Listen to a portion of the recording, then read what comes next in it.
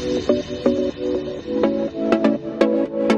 it's Tom from Tom's Tunes. Today, we've got this boat stripped out. It's a 20-foot boat. It's a play buoy from probably the early 90s, late 80s. We're going to do new deck, new railings, everything. But first things first, it has the maxed out horsepower on it. It's 75 horse. When we stripped it down, and you may find this when you're redoing your boat at home, is that some of these cross members were sagging, were bent, were actually taking a little bit too much. Maybe it's the torque of the motor, the weight of trailering, hard to say.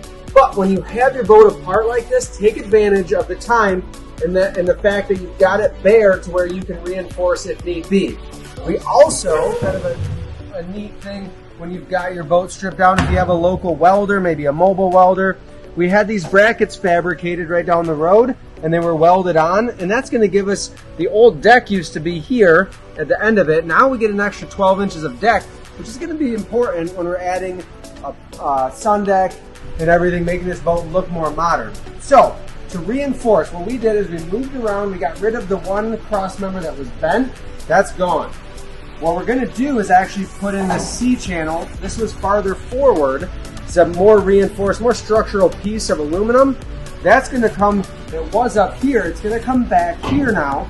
And then we went to the local metal shop, and this is 1.25 inches, so we made sure we measured all of our Z channel or S channel like this. That's 1.25 inches height.